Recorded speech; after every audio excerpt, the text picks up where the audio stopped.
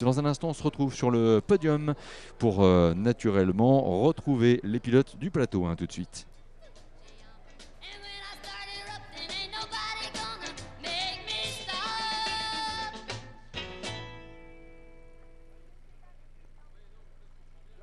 Plateau 2 avec la troisième manche, est-ce qu'on pourrait dire la revanche? Oui, parce que sur le plateau 2, dans la première course, c'est bien Andy Wallace qui l'a emporté avec la Jaguar type D numéro 6. Mais dans la deuxième, c'est Chris Ward avec la Jaguar type C numéro 36 qui s'est entre guillemets vengé. C'est vrai qu'il a dominé pendant la manche de nuit. Chris Ward en réalisant d'ailleurs son meilleur temps en 5 minutes 4 secondes contre 5 minutes 13 pour Andy Wallace. Vous voyez 9 secondes d'écart. Voilà pourquoi c'est bien Chris Ward avec la type C qui partira tout à l'heure en pole position. Quand je dis tout à l'heure, c'est dans une question de secondes maintenant. Bon, 2 minutes. Et il aura à côté de lui Andy Wallace avec la Jaguar type D numéro 6. Voici donc Jaguar C contre Jaguar D, la revanche pour cette troisième manche. Est-ce que Chris Ward avec la numéro 36 réussira à maintenir derrière lui Andy Wallace avec le numéro 6? Ensuite il faudra mettre les temps tous ensemble et pour voir si effectivement, puisque comme Chris Ward n'avait pas terminé la première manche, cela risque de le pénaliser, mais nous allons voir ce qui va se passer dans cette troisième manche. Voilà donc pour la première ligne, une type C contre une type D. En deuxième ligne de grille de départ, nous allons trouver avec le numéro 28 Carlos Monteverdi, avec une Jaguar type D Carlos Monteverdi, Gary Pearson. À côté 2 avec le numéro 25, c'est Nicolas Chambon. Nicolas Chambon, le premier non Jaguar sur la grille de départ avec sa Maserati 300S. Troisième ligne de départ avec d'un côté et le numéro 5 pour la Lotus 11 avec moteur 1,5 litre de Serge Kirchhoff. Et de l'autre côté avec le numéro 38, on va effectivement trouver la Mercedes-Benz de Johannes Huber. Voilà donc les grands noms, les grandes marques qui se proposent de vous montrer leur spectacle pour ce plateau numéro 2. Les voitures qui s'approchent déjà de la zone de départ. Non, pas encore. On peut toujours encore vous rappeler que ce plateau numéro 2 fête les années 1949-1956.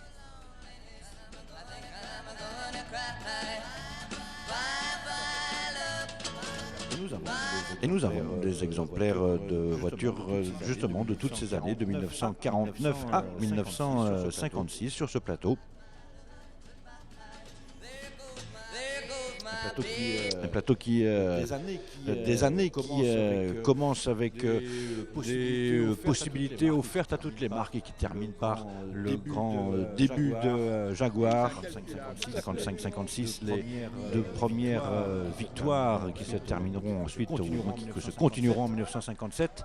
Mais les voici donc les voitures prêtes à partir pour vous et à vous offrir ce spectacle encore une fois comme ça a été le cas durant toute la journée d'hier, durant toute la journée d'aujourd'hui sur ce plateau 2. Un régal pour les appareils photo, un régal pour les yeux. Mon cher Marc, un régal pour les oreilles. Oui, voilà, nous vous retrouvons. Alors c'est vrai qu'on va voir le départ. On va laisser le départ. Gentlemen, cars are here for the start. We shall see the start together and then just after the podium ceremony. Voilà, à vous donc pour le départ de ce plateau 2 et on se retrouve dans la foulée. Oui, mais en fait, ce n'est pas à moi, mais c'est à eux les voitures qui sont devant nous. 71 ont été invités et tous les moteurs vont ronfler avec un ronflement qui n'aime bien. Et le voilà, c'est la dernière manche du plateau 2, 1949-1956. Let's go!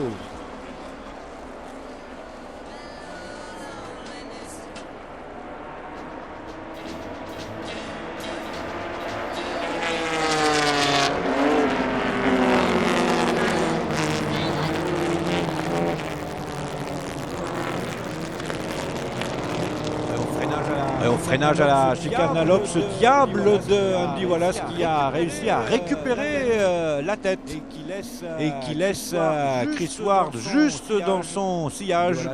Andy Wallace qui a sa dérive, son aile de requin sur sa type D, ce que n'a pas évidemment Chris Ward, et c'est justement derrière l'aile de requin que Chris Ward s'est caché pour reprendre la pole position. Et voici les deux voitures de front. Non, Chris Ward essaie de se mettre sur le côté, mais il n'a pas réussi. Il va lui attendre peut-être le tertre rouge où il rentre dans les Hunaudières. Chris Ward qui avait été bien plus rapide lors de la manche de nuit. Est-ce que l'on va voir un changement de leader? Alors, ça ne serait pas un changement de leader puisque la type C est bien partie. Mon cher Marc, nous allons suivre ça puisque nous allons maintenant au podium avec vous. Oui, on va y aller l'instant en fait que les voitures bouclent le premier tour. So ladies and gentlemen, get ready for the podium ceremony with Plateau 1 or Grade 1. Will you please welcome car number 42, la BMW numéro 42 pour la troisième position. Jean-Jacques Belly-Bertrand, le sœur, si vous voulez bien. Messieurs, Jean-Jacques Belly-Bertrand, le sœur. Voilà, venir sur le podium tous les deux. Alors, êtes-vous s'il vous plaît pour la troisième place. Voilà, mesdames et messieurs, les troisièmes qui arrivent. Jean-Jacques Belly-Bertrand, le sort, c'est pour le Plateau 1 sur la troisième marche du podium. Nous allons également accueillir maintenant with number 46 Talbot, Julian Bronson et Gareth Burnett pour la deuxième place finale. Second position for the number 46 Talbot. On peut les applaudir en face. Allez, c'est dimanche matin. On se réveille. Et mesdames et messieurs, please now welcome the winners with number 2 Talbot. La Talbot Lago X monoplace décalée 1939. Pour la Suisse, Christian Traber, et pour les États-Unis d'Amérique, Spencer Trennery, les vainqueurs de ce Plateau 1 qui nous était présenté par Clear Channel, et en l'honneur justement de la victoire de cet équipage, l'hymne de la Suisse.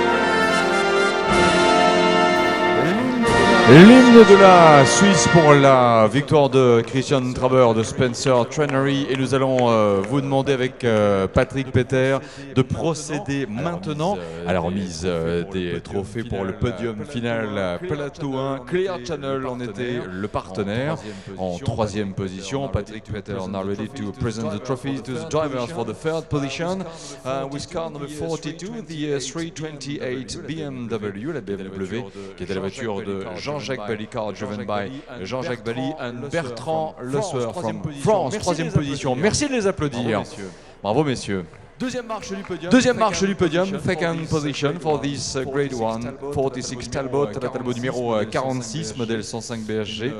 Une voiture que se partageaient drivers for the number 46 Talbot, Julian Bronson, Gareth Burnett, deuxième.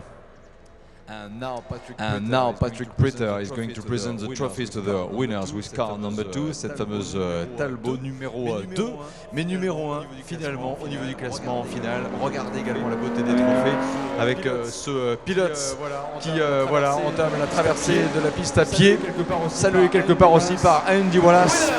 Winners for Plateau 1 with Clear Channel, Christian Traber, Spencer Trennery, vainqueur de ce Plateau 1.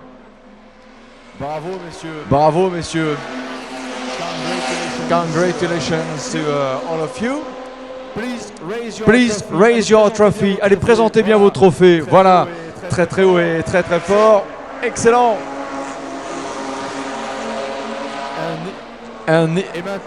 Et maintenant aussi, même à 10h07 le matin, le champagne ça passe bien, surtout le pommery. Allez-y. At 7:10, it's quite good. It's time to drink champagne this morning. Voilà, ils préféreront finalement le savourer. Ça s'appelle un retour de flamme ou un retour de bulle, comme on veut. Merci encore. Voilà, mesdames et messieurs, c'était le podium pour le plateau 1. Ils ont été sages finalement avec les bouteilles. Et nous saluerons l'ensemble des concurrents qui nous ont amené justement cette très très belle voiture là aussi pour rappeler quel était le mérite à la fois de la CO il y a pas 110 ans, si 110 ans finalement en organisant le Grand Prix de la CF en 1923, de donner finalement libre cours à cette inspiration automobile en créant ce Grand Prix d'endurance des 24 heures du Mans. Et finalement ce label Grand Prix a été vraiment le plus approprié pour marquer le caractère sprint qui accompagne justement cette grande course de 24 heures. À vous messieurs, en piste, rappelons-le, les voitures du plateau 2 lorsque tout a repris après la Deuxième Guerre mondiale. Oui, et peut-être que c'est le parfum du champagne qui attire Andy Wallace, mais Andy Wallace est de fait le pilote, ou du moins il a été dans ce deux premiers tours plus rapide que Chris, ce qui lui permet donc d'être en tête. Il a récupéré partant de la pole position dès le premier virage, dès la montée, et pour l'instant il tient tête à Chris Ward. La type D est la type C est devant la type D. La différence au dernier passage est de 3 secondes et 6 dixièmes.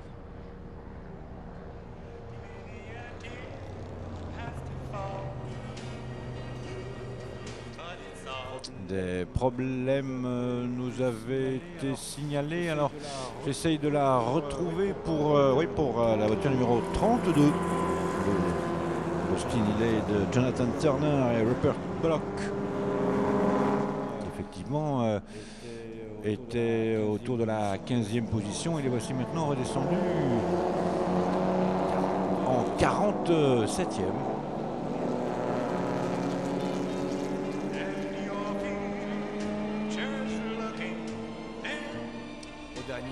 Au dernier pointage, Andy Wallace avait augmenté son avance. Elle est maintenant de 6 secondes 6. On trouve bien en 3e position avec le numéro 28, l'autre Jaguar type Carlos Monteverdi et Gary Pearson. Nicolas Chambon avec la Maserati numéro 25 continue en 4e place. En fait non. Justement au moment où nous disions, eh bien Nicolas Chambon a dû laisser cette 4e place à une très bonne Mercedes 300 SL de Johannes Huber et de Guido Harman, qui donc maintenant occupe la 4e place. The order then in the Plateau 2 Grid 2 is the race leader Andy Wallace in the Jaguar D-Type, which is built around the 1955 Le Mans 24-hour winning car of Mike Hawthorne and Ivor Bueb. Andy Wallace started on the front row in second position in the ex-Hawthorne Bueb car from 1955. Andy Wallace leads. In second place is the pole position man, that's Chris Ward, in the Jaguar C-Type, the gold car, in second place. This car was bought by Fangio from New with the intention of racing it in South America, but Maserati, his employer at the time, said no, we'd really rather you didn't drive a Jaguar in races when you're a Maserati employee. So Fangio never did get to race this car, but he did own it back right at the beginning of its life. Chris Ward then in second place. So we've got Hawthorne connections with the leading car, Fangio connections with the second placed car, and in third place Monteverdi and Pearson in the white D-Type. This car was driven during his career as he was making his way by Jim Clark, which completes a perfect trio of world champion Formula One driver connections with our top 3 cars. Third place then the white D-Type of Gary Pearson, Carlos Monteverdi, from the number 38 in fourth place, which is the Harman Huber Mercedes-Benz 300 SL. D'abord déjà, je crois, Marc Arnoldi, 10 minutes découlées depuis le départ, 5, et nous allons donc rentrer dans le fameux créneau des arrêts stand avec 90 secondes, rappelons-le, si l'info vous avez jusque-là échappé, qui doivent s'écouler entre l'entrée et la sortie de la voie des stands, quelle que soit l'immobilisation de la voiture devant un stand, quel qu'il soit. Andy Wallace à l'image, la Jaguar numéro 6 en tête. Ouais, Andy Wallace qui, durant la nuit, avait été un peu plus calme, entre guillemets. Il avait, ma foi, n'avait pas essayé d'aller rechercher Chris Ward, qui très vite l'avait débordé avec la Type C, alors que maintenant, eh bien, à 10h13 du matin, c'est le contraire. Et Chris Ward a l'intention d'aller à la chasse à la Type D avec sa Type C, mais pour l'instant ça marche pas. Et c'est bien Andy Wallace qui d'ailleurs a réussi il y a dans ce dernier tour le meilleur tour en course en 4 minutes 57 secondes 141. Titre de référence, Chris Ward dans ce tour a été 3 secondes plus lent. Voilà pourquoi la différence est maintenant de 7 secondes. Il y a 60 ans de cela, c'est une Aston Martin qui terminait deuxième avec Stirling Moss et Peter Collins. Aussi, c'est important de rappeler tous ces résultats dans la grande histoire des 24 heures du Mans.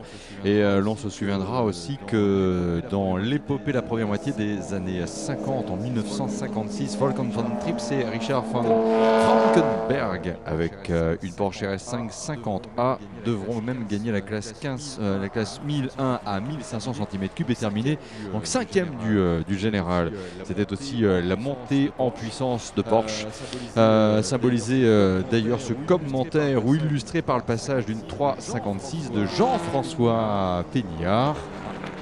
Ah, attention, une voiture arrêtée après le virage plus proche du virage d'Arnage que de la sortie du virage d'Indianapolis. Drapeau jaune, une voiture arrêtée mais quasiment déjà rangée derrière les rails de sécurité, bien vu de la part du pilote qui a repéré les endroits où là on est sûr que l'on sera vite mis à l'abri. La Jaguar numéro 40 à les faveurs de la caméra avec cette XK 140 de Peter Neumark et de William Green. Quel plaisir de retrouver Andy Wallace en piste, le vainqueur de 1988. Sa voiture devance avec une Type D, la Type C de Chris Ward. La Type C en fait a devancé dans les productions Jaguar la fameuse Type D qui a marqué les esprits. C'est vrai qu'au plan de l'aérodynamique, l'on avait vraiment chez Jaguar élaboré une voiture vraiment taillée pour les hunaudières très clairement. Et ce qui aura marqué surtout c'est dû au niveau de la ligne, c'est ce fameux aileron. On parle souvent d'aileron de requin dans le prolongement, la position du pilote. Et très souvent, d'ailleurs je sais que sur YouTube c'est une vidéo très souvent téléchargée, celle de Mike Hawthorne qui effectue ce tour du circuit des 24 heures à un moment qui est surpris par la circulation.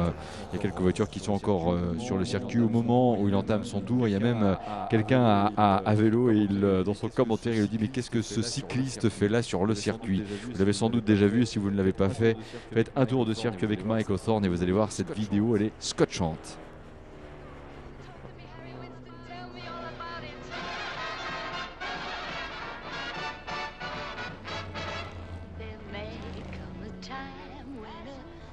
Needs a lawyer, but diamonds are a girl's best friend.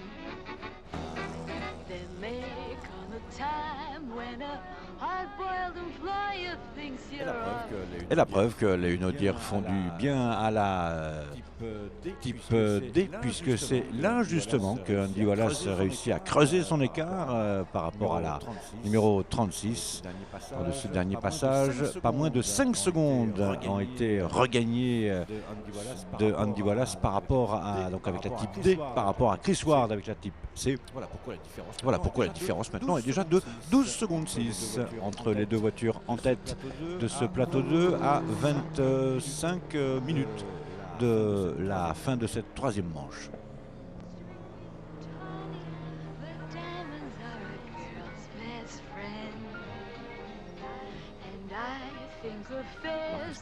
Marc, est-ce que vous avez des informations sur les relevés de vitesse? Et en même temps, regardons bien l'ouverture à l'instant de la fenêtre des arrêts stand, elle-même de 15 minutes.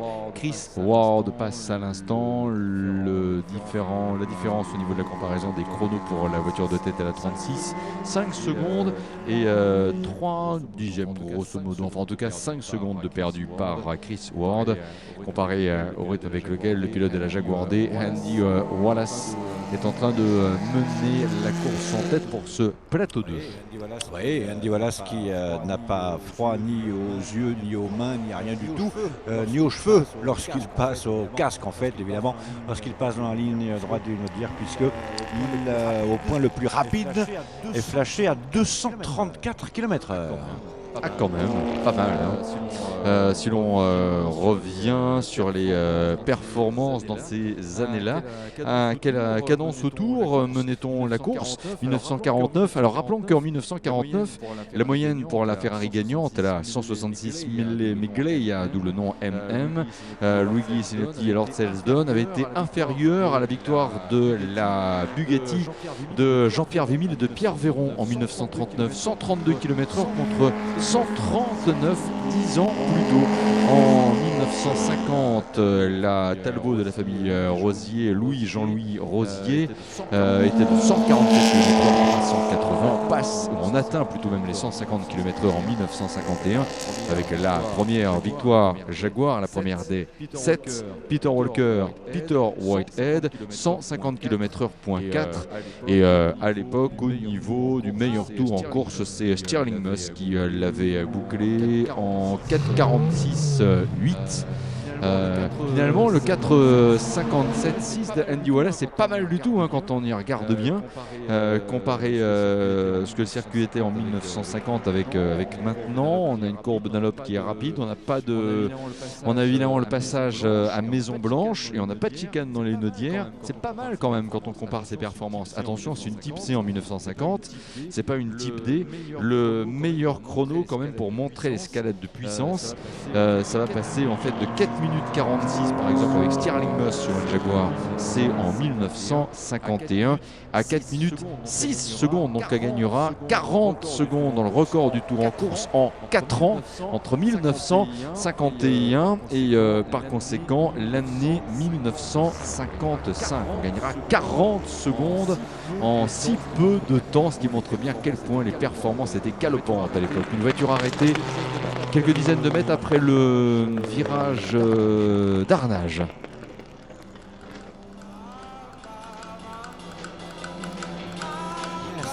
Il y a un sacré bond en fait hein, sur le meilleur temps en course, puisque Andy Wallace en était détenteur sur le cumulé des deux manches en 5 minutes et 2 secondes et donc il le fait descendre à 4 minutes 57. On est dans les eaux de 162 km/h de moyenne. Impressionnant. Oui, impressionnant. Très impressionnant. Très impressionnant. Please, Russell, if you want to give details of the ranking, how do you say exactly? Position? Yes, the top positions.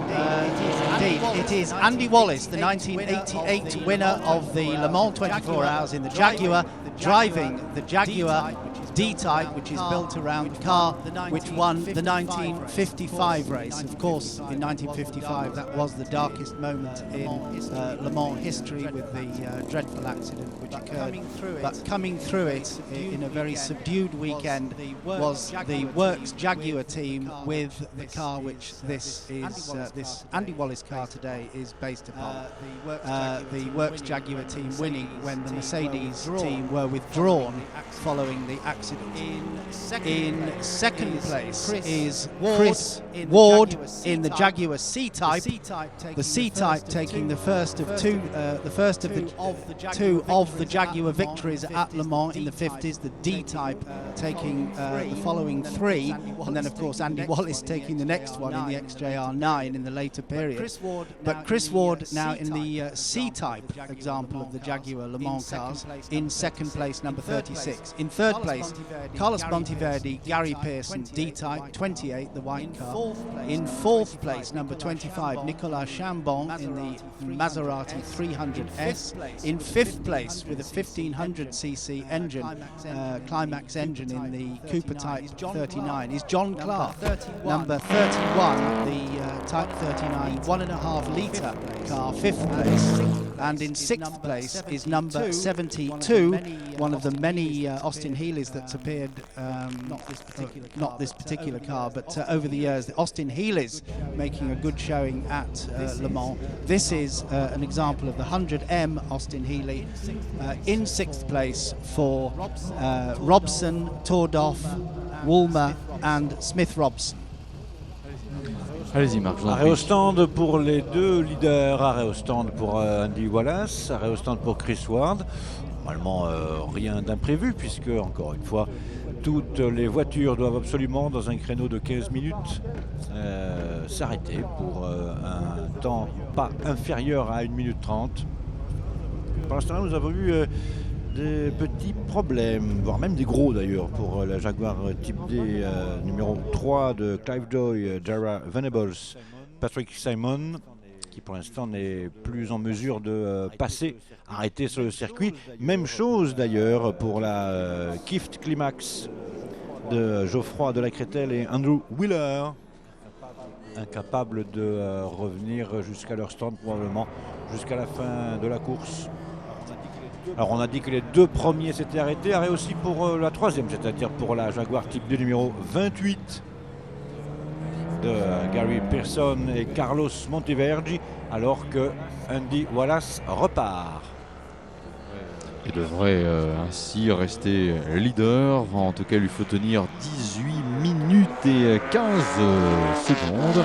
D'autres arrêts pendant ce temps, avec aussi les Aston Martin DB, les initiales de David Brown, qui s'était ainsi porté acquéreur de la marque après la Seconde Guerre mondiale, dans un plateau qui nous amène aussi à prononcer les syllabes Fraser-Nash, une Cooper également qui rentre au stand, la marque de Charles et de son fils John Cooper, qui ont aussi produit des motos.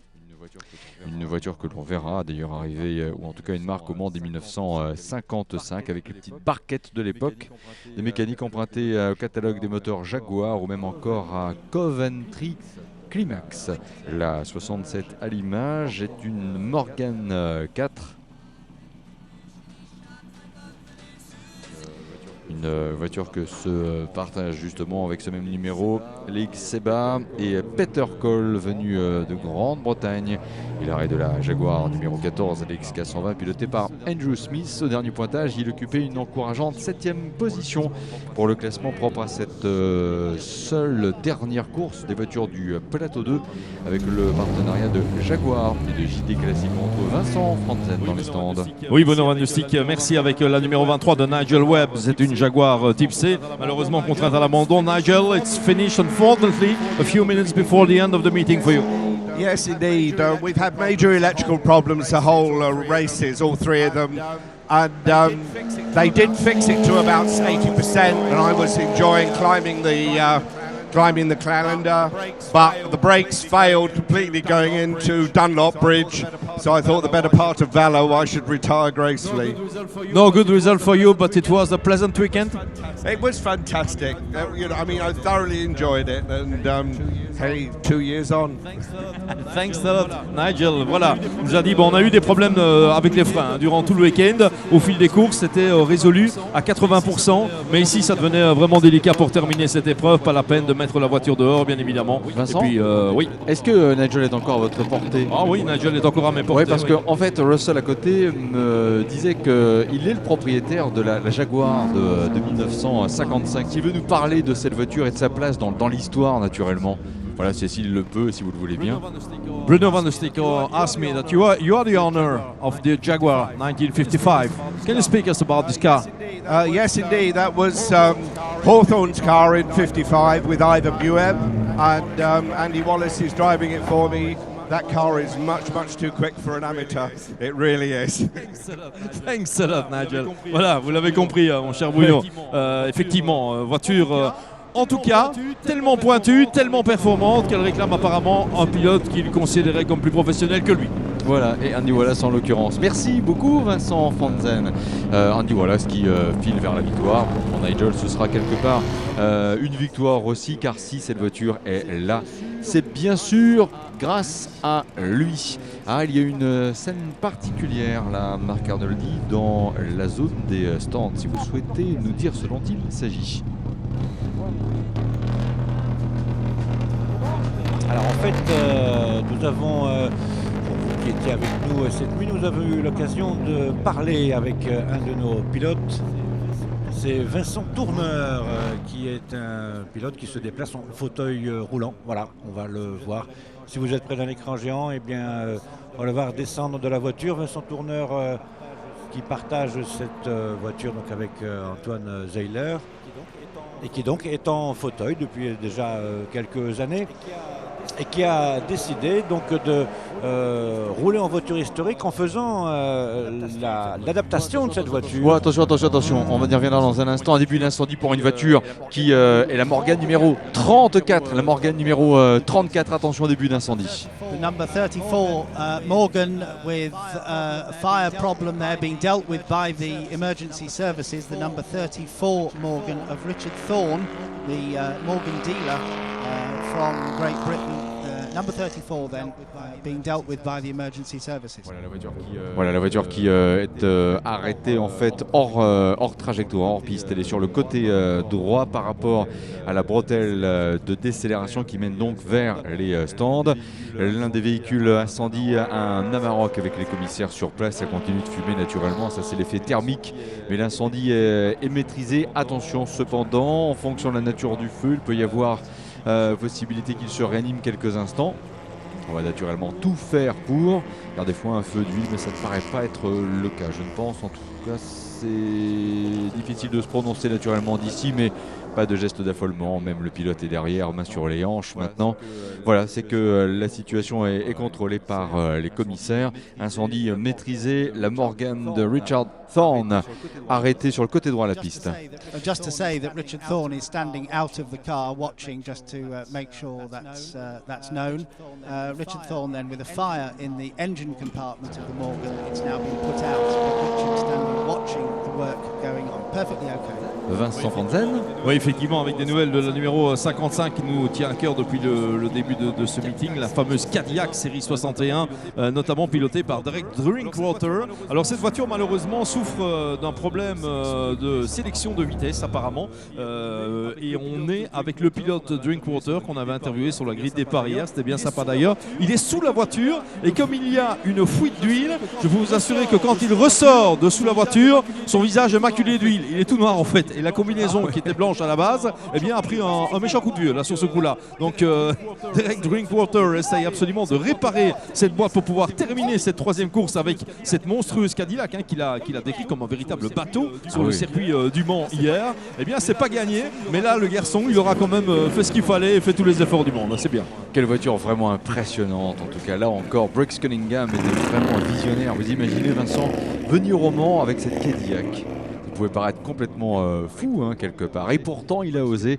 Et Brooks Cunningham, nous lui devons beaucoup, parce que c'est très clairement lui qui a donné envie aux États-Unis de façon générale, et bien sûr tout le monde pense à Ford, même s'il y a encore à ce moment-là quasiment la quinzaine d'années qui nous séparent à peine de l'arrivée des premières GT40, mais il n'empêche, c'est lui, quand on voit tous les pilotes qui ont été là, des pilotes de l'équipe Cunningham, qui a vraiment relancé aussi l'intérêt de l'Amérique envers Le Mans. Et justement cela a démarré par cet engagement fou de Cadillac, avec aussi le proto, le petit patou aussi, comme on disait. Oui, Vincent. With Derek Drinkwater, Derek, wow, it's simply incredible. What's happened? Gear shift had come off, so I was stuck in first gear. I spun it, and I think it was Porsche curbs or something, and the gear shift had come off, so I managed to get back in first gear, and we're running in third, so it'll be okay. And visibly there was some oil. Yeah. It was okay for you this weekend, unfortunately this incident, of course. Awesome, I had an awesome lap. The second lap was, then I just overcooked it. And I spun it, and then where the engine and everything went sideways, the gear shift had just come off, so we've managed to get it going. So, fingers crossed. Thanks a lot, Derek. Voilà, il nous expliquait qu'en fait, il a fait une petite erreur à un moment donné au virage Porsche, il est allé dehors et puis il y a eu ce problème qui s'est déclenché au niveau de la sélection de vitesse. Il dit j'ai réussi à la ramener, on a fait ce qu'il fallait pour réparer et comme je vous l'ai dit tout à l'heure, il a donné le garçon, il est à moitié blanc et à moitié noir. Derek Drinkwater boit de l'huile, hein, apparemment. La numéro 5 à l'image en ce moment, cette Lotus de Serge Kriknov, 16 pilote helvétique. Marc Arnoldi en fait le point sur le classement. Quel délai nous sépare de la fin de cette manche et bien sûr qui occupe le haut de tableau? Alors d'abord, fini en ce qui concerne les arrêts obligatoires. Il n'y a plus de possibilité de s'arrêter. La fenêtre de ces arrêts est fermée. Il reste 9 minutes et 30 secondes pour terminer cette troisième manche du plateau 2.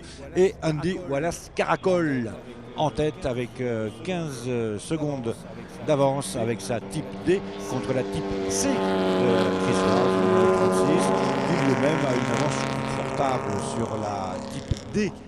Les trois sont des Jaguars bien sûr, donc type D, type C et type D pour la numéro 28 à 1 minute derrière Chris Ward, 1 minute 15 derrière les leaders. Et Nicolas Chambon est le premier non Jaguar, quatrième avec sa Maserati, alors que nous nous trouvons avec le numéro 31 ensuite, Cooper T39 de John Clark. Merci Marc. Cadillac, une marque née en 1902. Et l'on retrouve Vincent Franzen depuis les stands. Vincent. Oui, vous nous aviez parlé tout à l'heure avec Marc de Vincent Tourneur avec cette Porsche 356. On l'a à côté de nous. Vincent, allez, un petit bilan de ce week-end qui s'achève ici au Mans. C'était simplement fabuleux. Et là, dans cette dernière manche où j'étais au volant, on a retrouvé tous les réglages. Pour cette merveilleuse voiture, on a réussi à tourner en moins de 6 minutes. Ce qui, sans les jambes, je crois, est une forme, en tout cas, de bel exercice, voire un tout petit peu d'exploit. Parfait, ça reste une épreuve magique. Parmi les épreuves magiques, ça reste une des plus prestigieuses de l'année, ceci, le Mans Classique. C'est définitivement la plus prestigieuse course au monde. Il y a d'autres très beaux événements. Il y a des événements magnifiques comme les 1000 Meglia en Italie. Mais en course, c'est la plus belle course pour nos voitures de sport où on les utilise. Pour pourquoi elles ont été construites et faites. Et on s'en donne le mal et on se fait très plaisir. Et il faut reconnaître que l'équipe de Patrick Peter a fait un travail fabuleux et on prend un immense plaisir. C'est mon 3e Le Mans Classique. Tous les ans, je prends plus de plaisir. C'est une ambiance unique au monde, mais vous le savez mieux que moi. Merci, c'est de la conclusion ça Bruno quand même. Hein. Oui absolument, et je redis juste dans le commentaire, l'assaut, parce que n'oublions pas, s'il y a magie, c'est qu'il y a aussi bien sûr l'engagement de ce club aux côtés bien sûr de Patrick Peter, parce que là, tous ces hommes qui sont là dans l'organisation, dans les coulisses aussi, représentent cette grande maison. Je serais juste aussi à rappeler cela par rapport à cette association bienfaitrice, c'est important aussi de le préciser. Et de rappeler aussi que cette magie-là dure par rapport à l'action de l'Automobile Club de l'Ouest depuis 110 ans déjà. 110 ans d'action en faveur du sport automobile et de l'usage quotidien d'une voiture aussi. Et bravo à l'ensemble des équipes qui ainsi s'accordent pour permettre une fois tous les 2 ans d'organiser cet événement vraiment exceptionnel qui s'appelle tout simplement Le Mans Classique.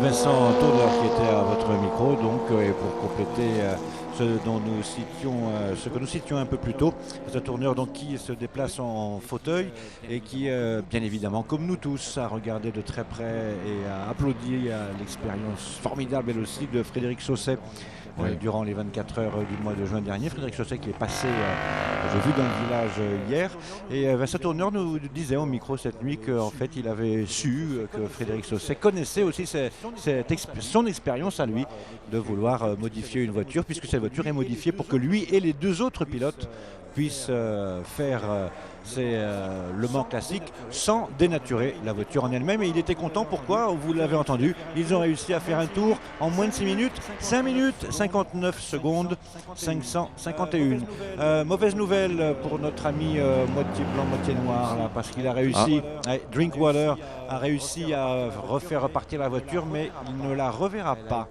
Elle a été poussée dans un sifflet alors qu'elle était effectivement retournée en piste, mais Elle a été mise en sécurité. Pour l'instant, le pilote n'est pas capable de la ramener au stand. Russell va traduire l'info. The Cadillac, I'm afraid, we heard from Derek Drinkwater with Vincent, the Cadillac number 55 has stopped out on the circuit. Pardon, il y a quelques instants, vous avez pu également voir la Calista numéro 58 en piste avec Eric Bérard et avec Philippe Tavano. Voilà, le nom Tavano qui laisse personne indifférent. Calista, c'était une marque vraiment artisanale qui avait, après la guerre, lancé, comme c'est la fabrication de petits speeders à moteur Panhard et qui avait été même inscrit au 24 heures du Mans en 1950 et 1951. Bruno, on est dans la Pitaine avec Guy Verhofstadt. Guy Verhofstadt, c'est quelqu'un d'abord qui me tient à cœur parce que c'est un ancien Premier ministre belge. C'est quelqu'un qui occupe un poste très important à la Commission européenne. Et très accessoirement aussi, c'est quelqu'un qui pratique le sport automobile classique depuis pas mal d'années maintenant. On l'a vu en rallye notamment du côté des Legend Boucle cette année. Et on le voit en circuit. Guy, première participation au Mans classique. Alors, petit bilan. C'est fantastique. J'étais venu 2 fois. J'avais regardé, j'ai toujours dit je veux participer. Et finalement, la 3e fois que je viens ici, j'ai pu participer. Et c'était fantastique. Découvrir, c'est un circuit pas facile du tout, je trouve. Mais c'était fantastique. Alors cette voiture, une Aston Martin, c'est ça? Oui, DB24, surtout dans la ligne droite, ça va vite. Ça s'est bien passé? Ça s'est bien passé? Mais c'est mon fils qui roule maintenant, je suis un peu nerveux. Quand je suis dans la voiture. Comme tous les pères, bien évidemment. Merci, monsieur Verhofstadt. Voilà, Bruno. Ah oui, c'est très important. Grâce à vous, Vincent Franzen, nous avons ainsi pu saluer la présence d'un ancien Premier ministre belge en piste, là pour le Mans classique. Et félicitations. Ce sera aussi l'occasion peut-être d'aller saluer François Fillon, sait-on jamais, qui a sans doute dû être fait, mais d'ici à ce soir. Et Andy Wallace passe pour la 7e fois et il entame le dernier tour déjà. C'est le dernier tour. À l'image, nous récupérons également la Jaguar numéro 36 pilotée par Chris Ward. Pilotée donc par Chris Ward qui est à 18 secondes et 4 dixièmes. Qui était bon aussi dans ce tour-là en 5 minutes 4 secondes contre 5,03 pour Andy Wallace, mais qui n'a pas non plus de raison de pousser la voiture au maximum de ses possibilités. Voilà, il a une avance de 18 secondes 4 Andy Wallace dans le 8e et dernier tour, non seulement de cette 3e course pour les voitures du plateau 2, mais des voitures du plateau 2 de façon globale. Il n'y aura pas de 4e manche, 3 manches pour chaque plateau constitué. Dernier tour pour les voitures du plateau 2, donc pour Andy Wallace, le leader.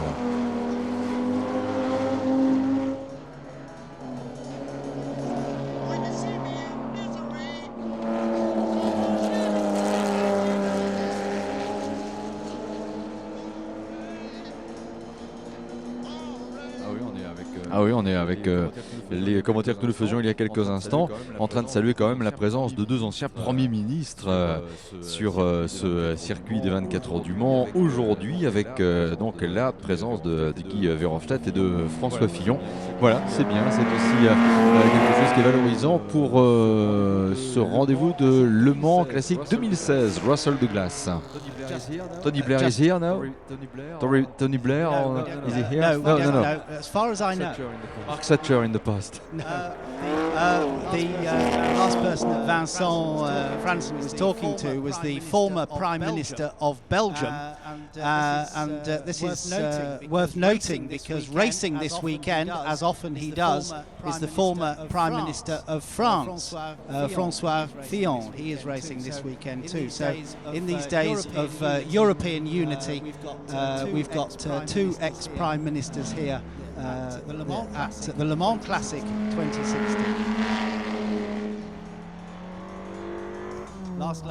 Last lap for Grid 2, third race, Grid 2, last lap with the race leader, number 6, Andy Wallace, Jaguar D-Type. Nous sommes donc dans le dernier tour. Andy Wallace, profitez-en bien, mesdames et messieurs, qui est à Mulsanne. Il arrive, voilà, il est dans la petite bretelle qui là constitue une portion de piste fermée à la circulation publique en temps normal. Il vient de passer le virage de Mulsanne, borde maintenant le fameux golf. Forcément sur la droite. rapport à la configuration du circuit.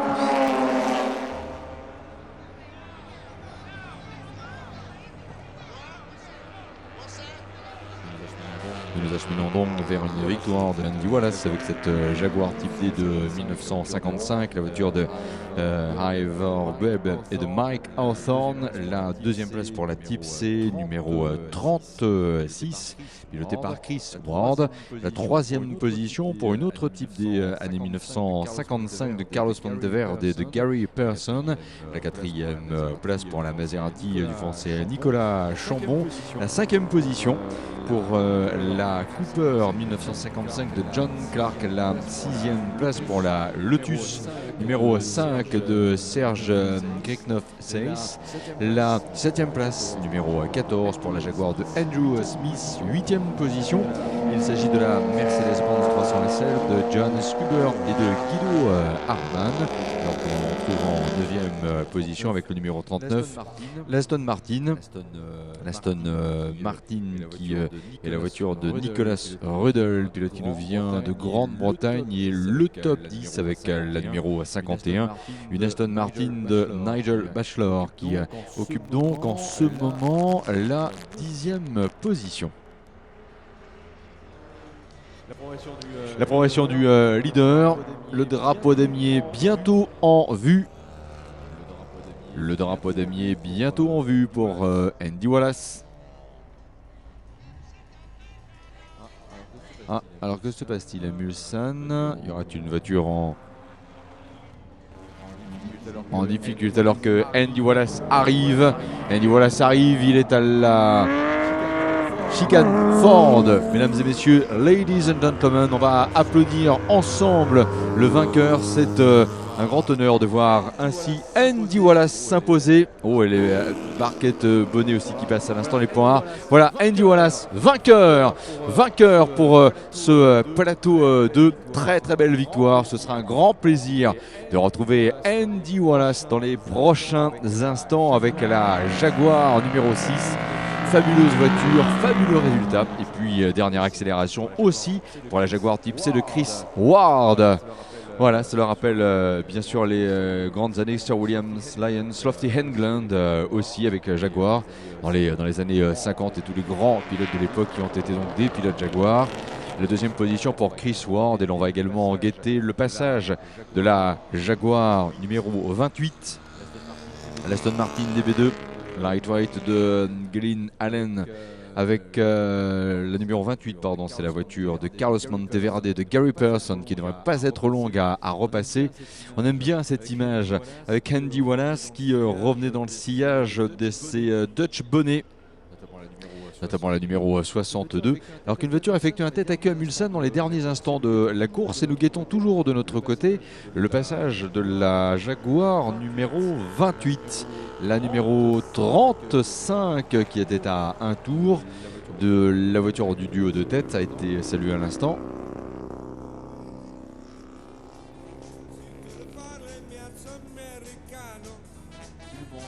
Il nous manque encore donc le numéro 28, un petit peu de patience pour voir arriver la Jaguar du duo Monteverde Pearson.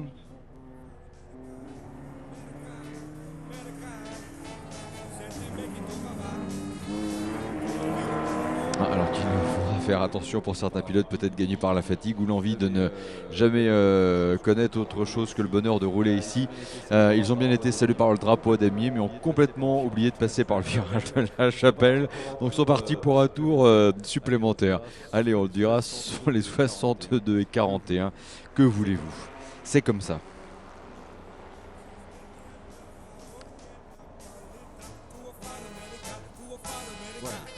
Voilà, elle était attendue, elle arrive, elle était quand même bien plus loin.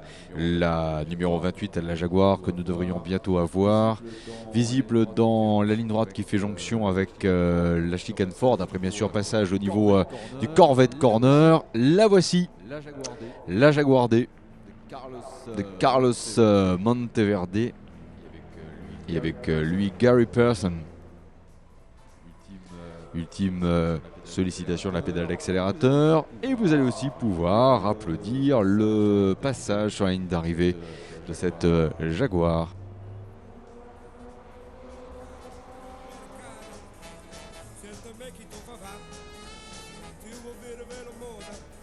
Nous allons naturellement attendre la feuille du chronométrage qui tient naturellement compte du résultat de la première, de la deuxième manche et de celle qui se termine à l'instant pour voir qui s'impose définitivement, comme nous l'avions fait un peu plus tôt avec le plateau 1.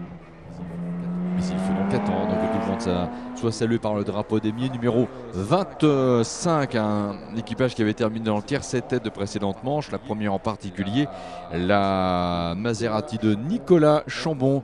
Alors que se passe-t-il? Tiens, pour la Jaguar numéro 28, qui a bien été salué par le drapeau d'émier. C'est quoi? C'est une démonstration de joint, un pilote qui veut rester près de l'équipe. Dans tous les cas, la voiture s'est arrêtée le long du muret qui sépare la piste de course de la piste des stands. À l'image, l'Aston Martin numéro 27 de Jacques Eguregui de Jean Belleret. Voilà, qui en termine elle aussi avec sa course. Ce n'est pas la seule.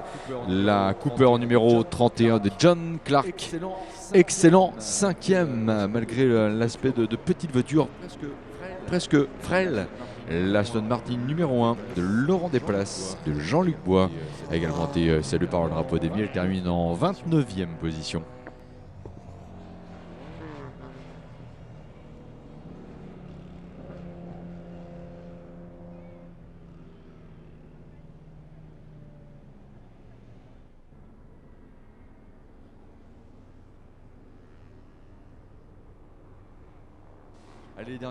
Allez, dernier passage sous le drapeau d'émier. Des voitures made in France, la numéro 9 et la numéro 69.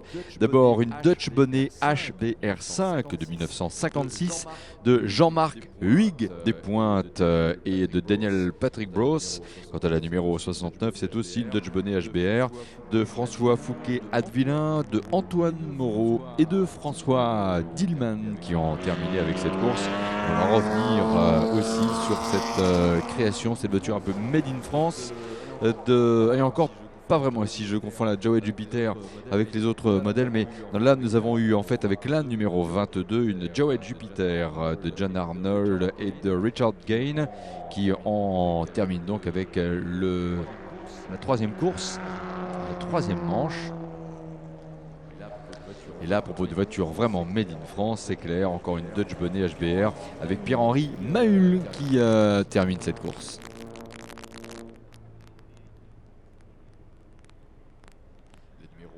La numéro 61, la Triomphe de Thierry Noyer de Sébastien Diric, équipage français aussi salué par le drapeau à damier.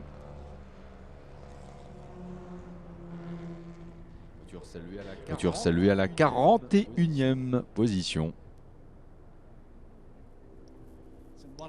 Some wonderful shots on the big screen. I'll just give you the top 6 results of that race, but wonderful shots on the screen of the number 22 Jowett Jupiter, a British car from the north of England, well, actually Yorkshire. Superb shots with the cameraman following it round, the car of John Arnold and Richard Gain, the blue Jowett Jupiter, a mark no longer sadly with us. Very advanced and quick cars in their day. Right, top 6. Andy Wallace, number 6, was the race winner. Andy Wallace, the winner from 1988 in that great victory for the XJR9. Jaguar was back on the top step of the podium, and Andy Wallace was there with Jan Lammers, who is racing this weekend as well, and Johnny Dumfries. But today, the winner in this third round of Plateau 2 in the Jaguar D-Type. Second, 36, Chris Ward in the Jaguar C-Type. In third place, 28, Carlos Monteverdi and Gary Pearson in the white D-Type. In fourth place, number 25, Nicolas Chambon Maserati. In fifth place, 31, John Clark, 1.5 litre Cooper Type 39, little Coventry Climax engine car. Great run by John Clark, 31 for fifth. And in sixth place, number 5, is Serge Kriknoff. In the, again, another 1500 Climax engine car, the Lotus 11 in 6th place for number 5, Serge Kriknoff. Merci beaucoup. C'est déjà, mesdames et messieurs, encore quelques voitures finalement à terminer ce tour avec la Dodge Bonnet Panhard, Michel Blanchard et Karine Blanchard aussi pour saluer l'une des femmes pilotes que nous avons ainsi pu suivre dans ce plateau 2 que Jaguar et JD Classic parrainaient pour le meilleur de l'automobile d'après Deuxième Guerre mondiale. Le redémarrage de cette activité et des 24 heures du Mans. Marc Arnoldi. Pas le temps de trop perdre de temps pour Chris Ward. Vous savez pourquoi? Parce qu'il doit courir. Non, pas courir en voiture, ça on le sait. Il doit courir pied pour rejoindre la prairie, puisque c'est lui qui part de la pole position maintenant dans ce plateau 3 avec la Lister Costin numéro 55. C'est vrai que pour ce plateau 2, puisqu'il avait abandonné dans la première manche, il est possible qu'il ne se retrouve pas sur le podium. Maintenant, en ce qui concerne le plateau 3, là, il a largement ses chances puisqu'il avait remporté la première manche, il a remporté la manche de nuit, il a été le plus rapide jusqu'à présent. Il part en pole position avec cette Lister Costin numéro 55. Quel est son principal adversaire? C'est l'Aston Martin DB4 GT numéro 11 de Tom Alexander, Adrian Wilmot, qui avait terminé troisième dans la première et la deuxième manche. Il devra en même temps, Chris Ward, regarder particulièrement dans ses rétros parce que sur la grille de départ, juste derrière lui, il y a la Lister Jaguar Flat Iron de 1958 de Steve Brooks, Patrick Blackney Edwards. Alors, eux qui n'avaient pas réussi à terminer la première manche, mais qui ont terminé deuxième dans la deuxième manche. Et sur cette même deuxième ligne de départ, vous aurez la Ferrari 250 GT Bredvan de Martin et Lucas Alusa, Alexander Ames et Nicolas Van Denhoff. Voilà, encore une fois, une belle ligne de départ à vérifier et à regarder. Une Lister, une devant une Jaguar derrière lui. Et sur l'autre côté, eh bien une Ferrari 250 GT Bredvan, la Ferrari 250 GT Bredvan, et devant une Aston Martin GT. À droite les protos, à gauche les GT.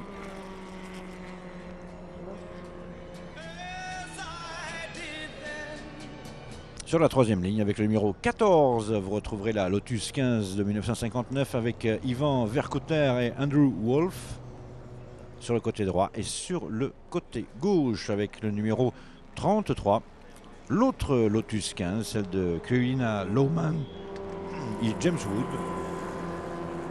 Voilà pour les trois premières lignes de ce plateau numéro 3. Cette fois-ci, Chris Ward fait office de favori avec sa Lister Costin.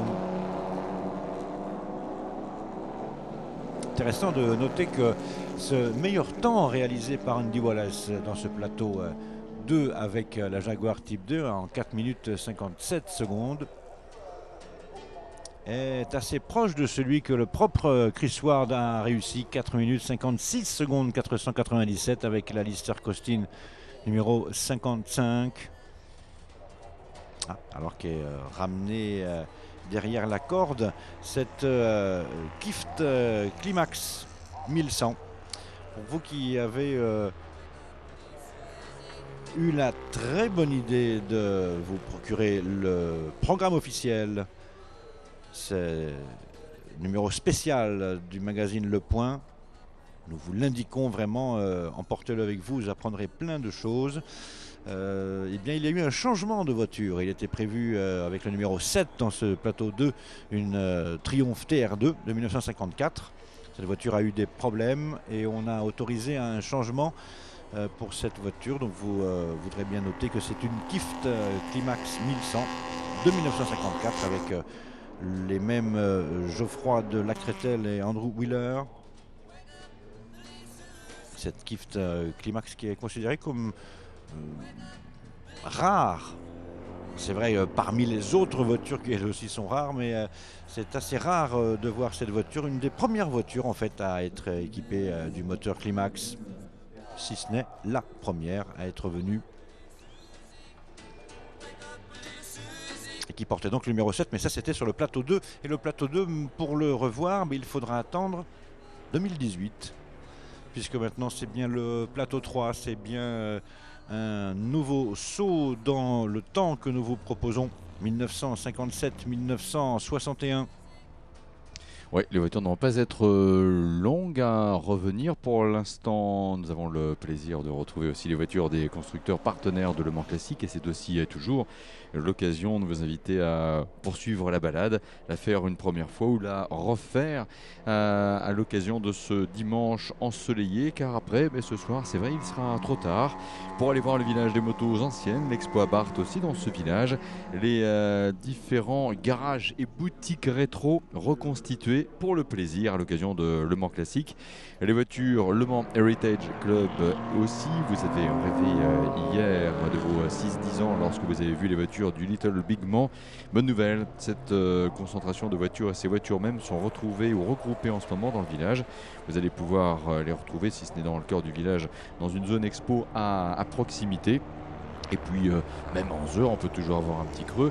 Sincèrement, les points pour aller s'offrir un sandwich ou tout ce que vous voulez, ça ne manque pas du bistrot de la Pré-Grille au food court dans la zone du virage du musée, en passant par le bistrot du Tertre Rouge, le barbecue de la Dunlop, le bistrot de l'entrée, le petit terroir, le café des sports, le Beaulieu aussi. Là, ce sera peut-être un avantage pour votre déjeuner aujourd'hui avec Olivier Boussard, le chef étoilé du Mans, une étoile au Michelin.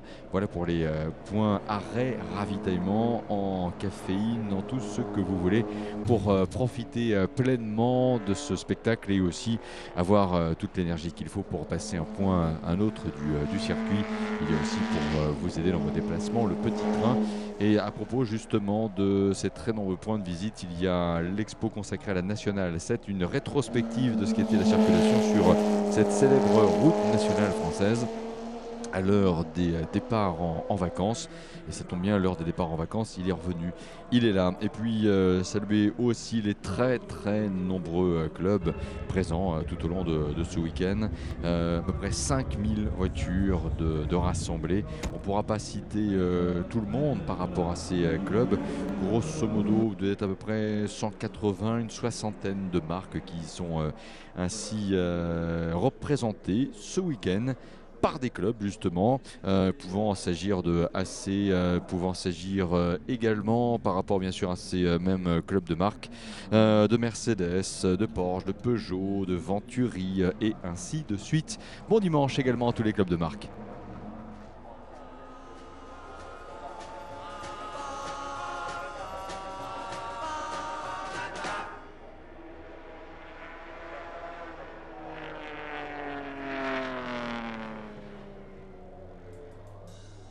Message pour Vincent Franzen. Vincent, merci de bien vouloir vous rendre à Little Big Mans, s'il vous plaît.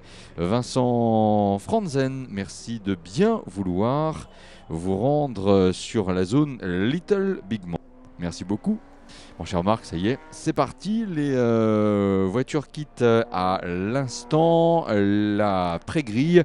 Nous poursuivons notre balade dans les années 50 et l'on va amorcer un virage, celui des années yéyé, les années 60.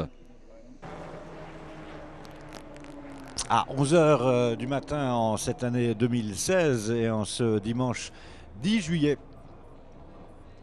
Effectivement, oui, à 1957-1961.